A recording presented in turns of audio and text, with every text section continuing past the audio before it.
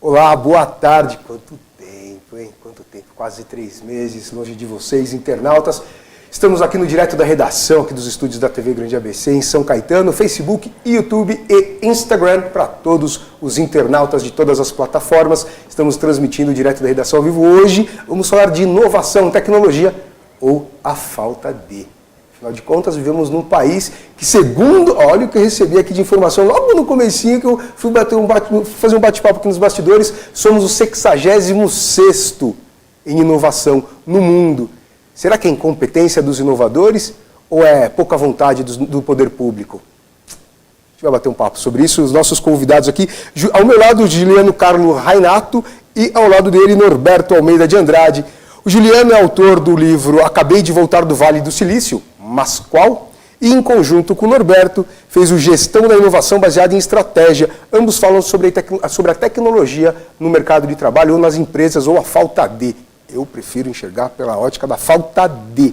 Tem muitas empresas que ainda não têm a tecnologia. Como falava com o Norberto nos bastidores, ter um computador não é ter tecnologia, hein? Boa tarde, senhores. Boa tarde, Celso. Obrigado pelo convite. Obrigado a gente poder expor um pouco do que é a inovação, do que é o ambiente da inovação e como atingir esse objetivo. Boa tarde, Norberto. Boa tarde, Celso. Agradeço pelo convite. É um prazer a gente tratar desse assunto, né, que está tão em voga, né, e tem bastante coisa aí para a gente poder, né, compartilhar juntos e aprender juntos também. Bom, eu já vou aprender um pouquinho. Ganhei aqui o meu livro, ó. Fecha aqui, ó. Aqui, ó. Ganhei o meu. Esse daqui eu vou ler e estudar para entender um pouquinho mais. Senhores, 66º na inovação. Perguntava para o Norberto nos bastidores, antes do Juliano chegar, estamos fadados ao final da nossa existência, até os últimos dias da nossa vida nesse Brasil, até quando o mundo eplodir, a sermos os 66º? Olha, Celso, eu não sei se fadado a esse fracasso, mas a gente não sabe jogar o jogo. Né? Existe o jogo da inovação, o jogo da criação tecnológica, e nós aqui no Brasil ainda não aprendemos a jogar esse jogo. Quando você avalia o volume de inovações, o volume de patentes apresentadas, você vê que o Brasil está muito aquém. Existem vários fatores, que compõem esse ambiente inovador. Né? A gente falava aqui nos bastidores sobre educação básica, sobre infraestrutura, sobre saúde, sobre emprego, sobre vales do silício, investimento em regiões propícias para a criação de alta tecnologia, e tudo isso contribui muito para o aumento da inovação. Quando você fala em Brasil, as políticas inovadoras brasileiras e as de proteção a essa inovação ainda são muito ruins. Imagine que o inventor brasileiro leva em torno de 10 a 12 anos para proteger o seu invento. Então, é um período muito longo.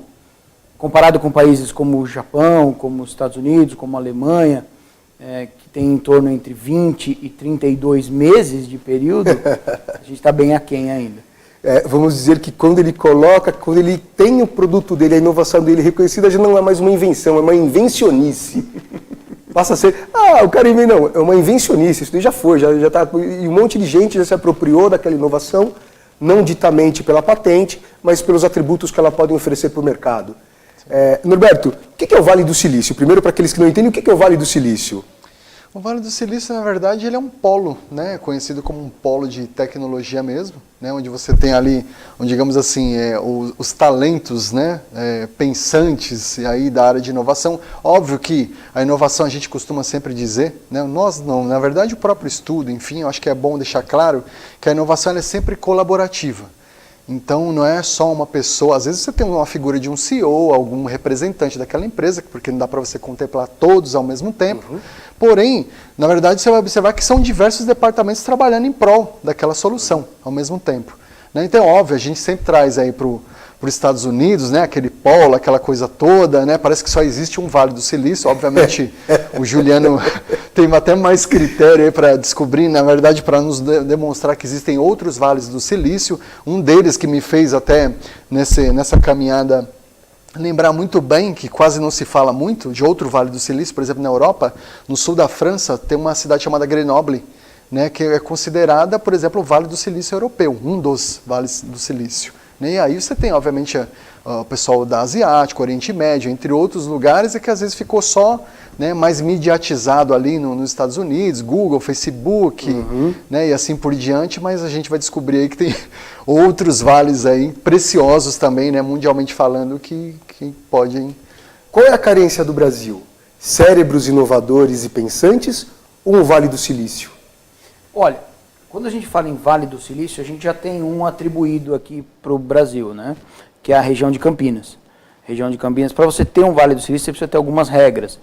Uma delas é ter uma universidade que produz inovações, que no nosso caso é a Unicamp, e de ter as empresas de tecnologia atreladas a essa região.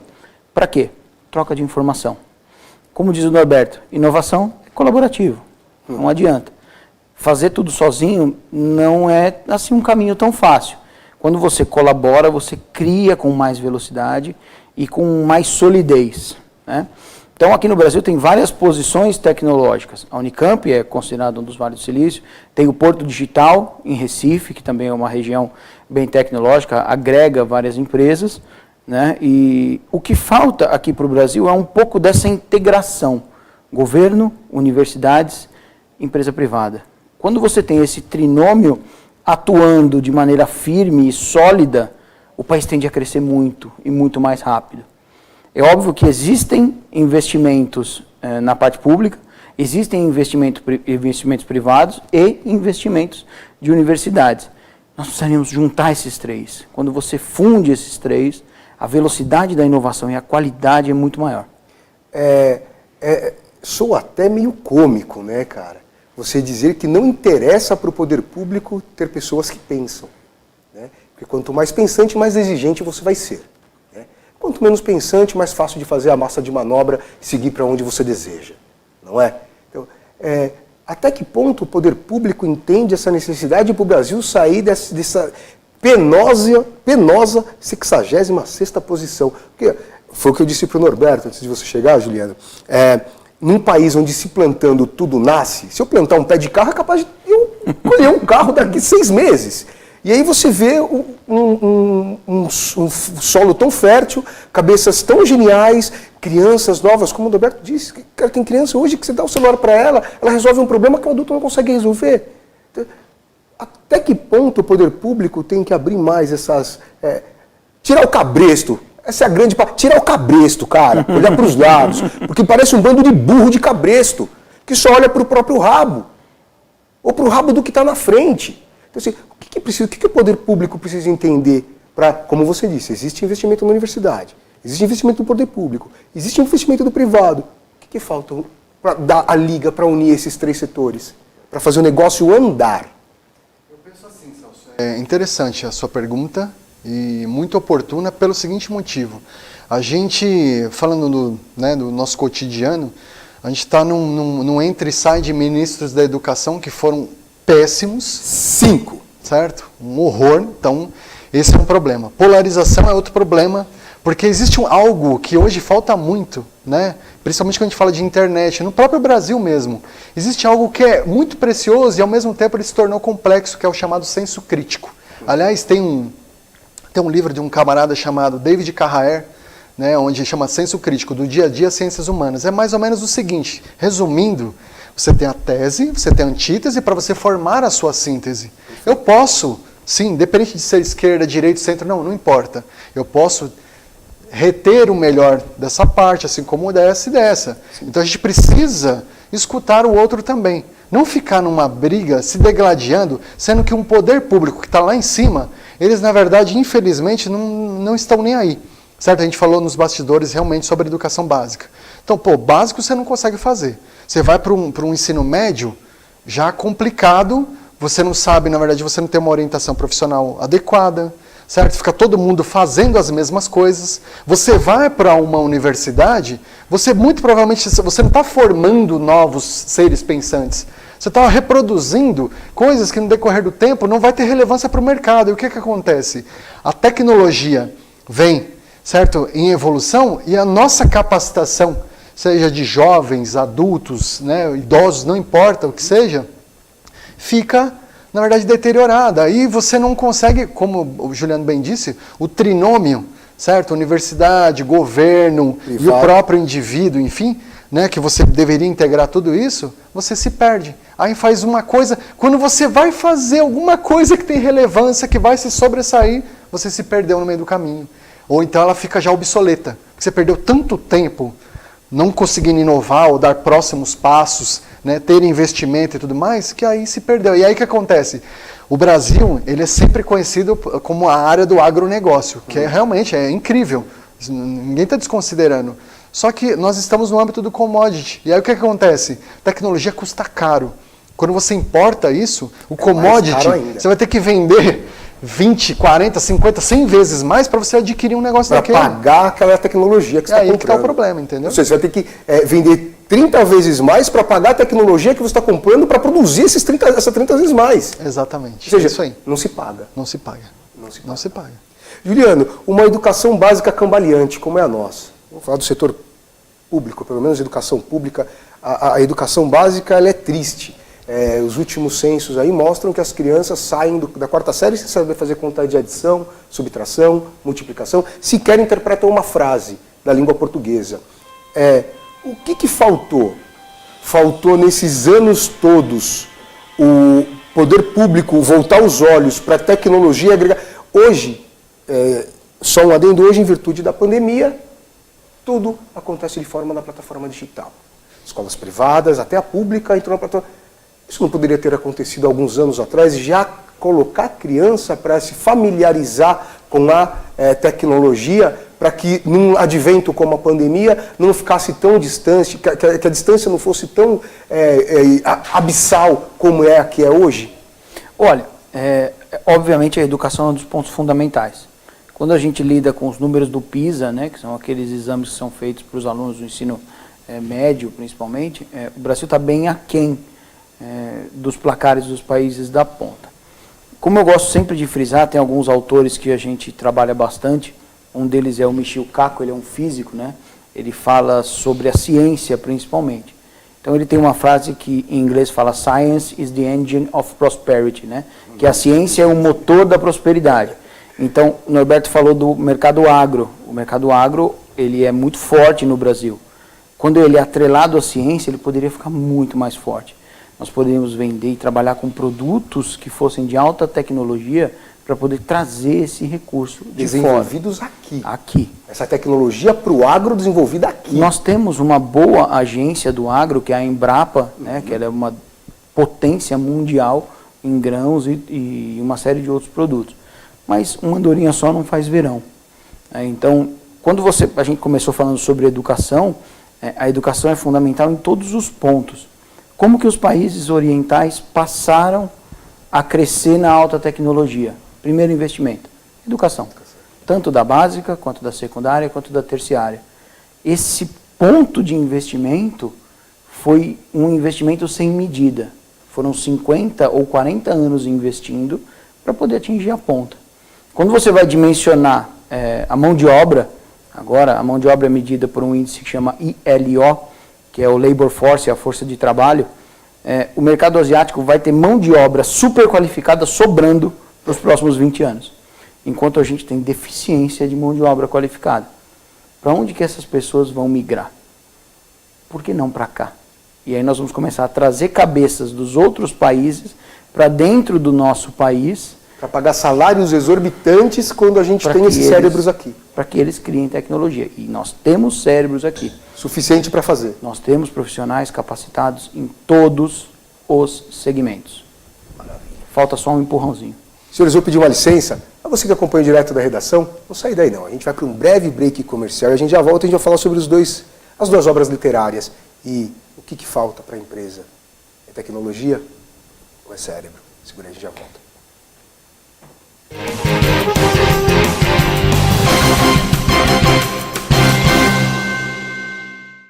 Com a Juliana Flores, você está a um clique de deixar alguém ainda mais feliz. Entrega de presentes, flores e momentos únicos em até 3 horas em todo o Brasil.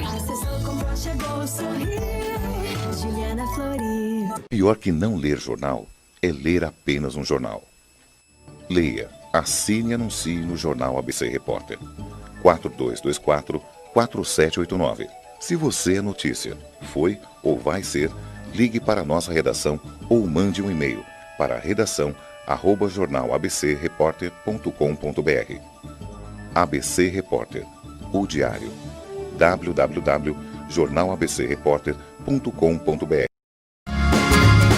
Viaje mais! Prepare-se para conhecer os mais belos lugares do planeta, de segunda a domingo em 2 horários, às 13h30 e à meia-noite, na rede NGT Canal 48 Digital e na TV Grande ABC Canal 3 NET.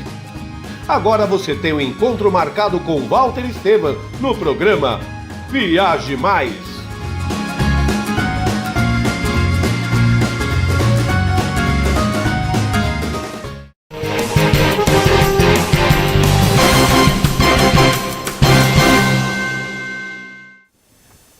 Estamos de volta com o Direto da Redação, nesta segunda-feira, dia 22 de junho de 2020.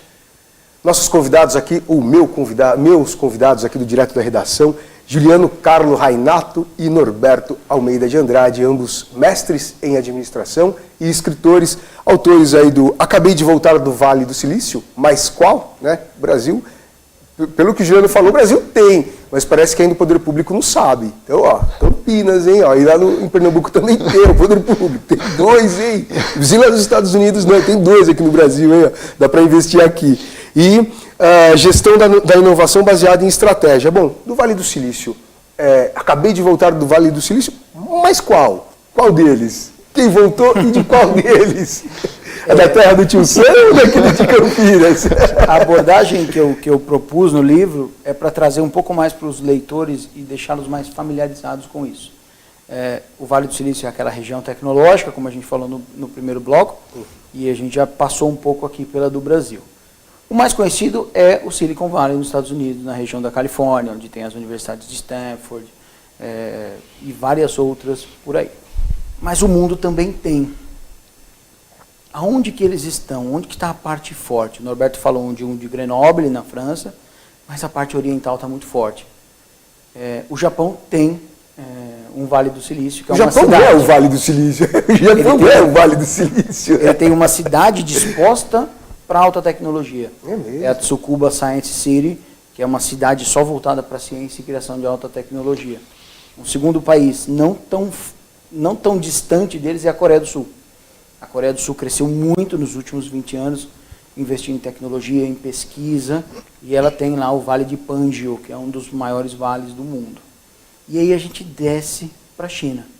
A China, que eu no livro chamo de o grande dragão, né, porque ela não tem ela tem 3 vales. Ela formou 3 vales em 3 regiões para geração de alta tecnologia, com investimento, com retorno e com receita. Se formos olhar os produtos que nós temos hoje de alta tecnologia, muitos deles são chineses. Empresas como a Huawei, a Tencent, todas trabalham num limite de tecnologia que a gente não vê para cá. Uma talvez mais nova, a Xiaomi? A Xiaomi também é uma que também trabalha com alta tecnologia. Então, a proposta do livro é mostrar como que esses países atingiram isso. Qual foi o crescimento? E depois, qual é o retorno disso? É importante mensurar a inovação não só pelo volume de produtos, mas sim o retorno para o seu PIB. E a gente acompanha o PIB desses 3 países orientais, é algo astronômico, crescimento de 5%, 7% ao ano. Então, a proposta toda do livro é baseada nessas influências econômicas que trouxeram a migração da alta tecnologia para o Oriente. E dali não vai sair tão cedo. Gestão de inovação baseada em estratégia. Estratégia. Você não inova e pronto. Não, você tem que ter uma estratégia.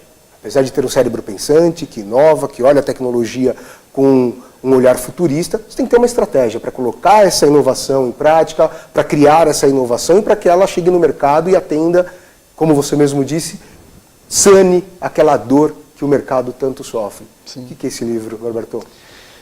Começando com a introdução que você trouxe, falando sobre estratégia, acontece o seguinte, eu tinha até relatado, né? O Brasil hoje ele é feito de micro e pequenas empresas, 96% delas. E você tem um índice de mortalidade gigantesco, justamente porque tem duas situações. Uma delas começa justamente pela estratégia. Estratégia não quer dizer que, na verdade, que você tem toda a fórmula mágica, vai dar tudo certo e acabou, então se eu tenho isso, está resolvido o meu problema. Não, mas é saber onde eu estou, onde eu quero chegar, quais são os caminhos, né, desenhar, né, todo esse, traçar, na verdade, essa jornada é sempre muito importante. Se você parar para analisar, né, hoje as empresas, óbvio, não generalizando, né, mas na sua grande maioria, a gente vai observar que às vezes, em casos pontuais, ela tem uma missão, visão e valor, certo? E daí para frente ela pensa o seguinte, eu tenho um CNPJ, consigo emitir boleto, tenho uma maquininha de cartão, essa é a minha estratégia. Então a minha estratégia é sair ganhando clientes, à torta e direito. E não é assim que funciona. Simplista, né? Não é? Então, exatamente. Então assim, poxa, tudo bem, sua empresa quer chegar daqui a um ano aonde? Qual a fatia de mercado que você quer? Qual é, na verdade, o que você está trazendo, né, de novo aí para o seu mercado, onde você está inserido? Né? O que vocês estão fazendo? Como é que esses departamentos se conversam? É possível inovar dentro do mesmo segmento, sempre? Você criar inovações dentro do mesmo segmento? Por exemplo, um segmento de têxtil. O cara tem uma loja de roupas, ele precisa... É possível inovar com estratégia de marketing, com estratégia de vendas, com novos meios novos canais de venda e de comunicação? É possível? Isso tudo é chamado de inovação? A gente pode denominar como inovação você criar canais e novas estratégias para que aquele setor têxtil que existe há mais de 200 anos, há mais de 200 mil anos, desde a época dos egípcios, hoje ele existe, só que ele, foi como você disse, tem uma maquininha, emite o boleto e está pago. É possível inovar sempre? Acontece o seguinte, a gente precisa fazer uma diferenciação, né? Toda inovação ela é uma novidade, mas nem toda novidade ela é uma inovação. Você pode ter melhorias de processo, sim, é necessário, até porque nós, até como seres humanos, nós não somos mais os mesmos. Se você olhar, né, no mês passado, o ano passado, 10 anos atrás, nós não somos mais. Então, da mesma forma, uma empresa, por mais que ela seja aí, né, patriarcal, tenha todo ali um regimento, né, conforme o seu fundador, ainda assim ela pode inovar sem sombra de dúvida. Só que o que acontece é o seguinte, a gente precisa entender esses movimentos também. Né? Um exemplo, você falando de empresa têxtil, o meu pai, durante muitos anos ele trabalhou, né, como encarregado na área de tecelagem, e depois os anos passaram, e aí a gente sempre conversa bastante, uma situação, ele falou assim, nossa, como é que é incrível, né? Antigamente você tinha várias pessoas para fazer tudo aquele maquinário girar, hoje às vezes você tem uma, duas pessoas para apertar um botão, e quando dá um problema, a própria máquina para e você vai lá e resolve aquele problema. Para você ver o quanto que dá para inovar. As próprias máquinas, as soluções de empresa, mesmo que a empresa não pense naquele primeiro momento, alguém lá atrás está pensando nisso, né? Então sim, é possível, com certeza, e é imprescindível, tem que. Aquela empresa que acha que tem um computador, ela tem tecnologia, o que ela precisa mudar no pensamento? Você tem tecnologia? Eu tenho computadores. Não é só isso, né? A tecnologia ela não advém só de computadores, celulares, mas sim em você solucionar os problemas que você tem no seu dia a dia. Quando a gente fala de inovação bastante, o Norberto falou da inovação e a novidade, a gente tem que entender que existem 3 pontos chaves na inovação, que nós temos que saber diferenciar o que é uma inovação, o que é uma invenção e o que é uma descoberta. Então, por exemplo, a descoberta é o simples fato de você encontrar algo. Por exemplo, o Isaac Newton estava sentado embaixo da macieira, caiu a maçã, ele dali construiu a teoria da gravidade, né, e conseguiu explicar isso tudo. Foi uma descoberta. A invenção é você criar algo do zero. É você tirar aquilo da sua mente, aquela fonte totalmente inovadora, inventora, e colocar para funcionar. Só que nem toda invenção ela é uma inovação. A inovação é a aplicação comercial dessa invenção. Então, por exemplo, Santos Dumont foi o inventor do avião. Quem foi o inovador? Santos Dumont não vendeu o avião. Os irmãos Wright venderam o avião. Então, os irmãos Wright têm o nome de ser o grande inovador na parte de aviônicos. É muito interessante diferenciar isso tudo, né? Para as empresas, a tecnologia ela é muito importante porque ela vai mitigar as incertezas, vai resolver os seus problemas, vai reduzir custos e vai melhorar suas margens. Custo, hoje em dia, é uma matéria latente nas empresas. Né? Tudo custa muito caro e você precisa reduzir ao máximo isso. E a tecnologia vem para reduzir esses custos e trazer produtos melhores. aonde o ser humano se encaixa na inovação fora do cérebro criativo? Como você disse, às vezes a tecnologia, você acabou de dizer, Norberto, que uma máquina dá conta, às vezes, de tomar o lugar de 10, 11, 12 profissionais. Aonde o ser humano entra? O ser humano perde espaço? Na verdade, assim, a gente precisa justamente entender e colocar esse talento. Existem 3 pilares que são muito interessantes quando a gente fala de inovação, que é repertório, contexto e conexão. Na verdade, uma empresa, quando a gente fala de uma empresa, a gente sempre pensa ou no nível de instituição, CNPJ e tudo mais, mas na verdade uma empresa ela é feita de pessoas, são feitas de talentos. Não existe inovação sem pessoas. Por mais automatizado que eu possa ser, você possa ter uma robótica, né? A gente vai falar depois de indústria 4.0, certo? Então a gente tem que falar agora porque a gente tem 3 minutos ainda. Então você tem uma automação incrível, mas ainda assim a prioridade são pessoas. Tudo nasce com pessoas, é delas que a gente precisa focar. A gente tem 2 minutos, indústria 4.0. Estamos nela, estamos muito longe e o que precisa ser feito para chegar? Olha, nós estamos engatinhando ainda nela. Tá? Quando a gente falou das inovações das pessoas, tudo parte da cabeça, da ideia de alguém. Né? Ainda a máquina não é capaz de pensar como nós, seres humanos. Tá? Então a inteligência artificial tem melhorado em muito para poder resolver tudo isso. É uma maneira de resolver problemas complexos, por enquanto. Num futuro, talvez ela vai inovar? Vai. Aqui no Brasil, tudo tem um lead time para chegar, é um tempo um pouco maior. Envolve ainda muito custo, muito investimento, só que quando se vê o resultado, se parte para esse propósito da indústria 4.0. Muitas indústrias estão focando nisso? Sim. E estão tendo seus resultados. Tá? Mas ainda nós estamos engatinhando nisso. O que é uma indústria 4.0, Norberto?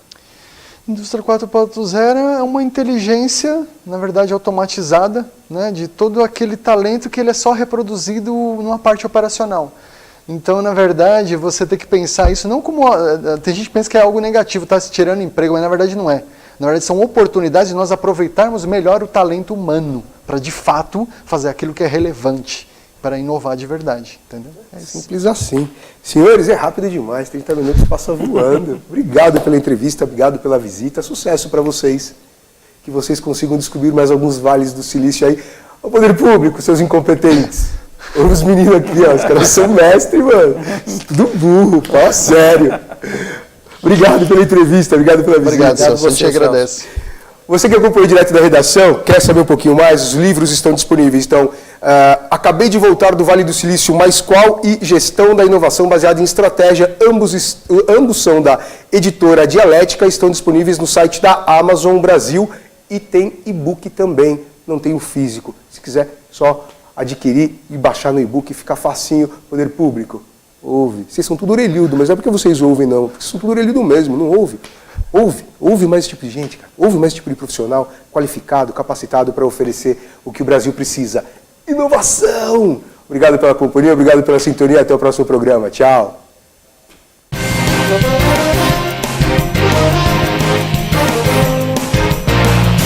Thank you.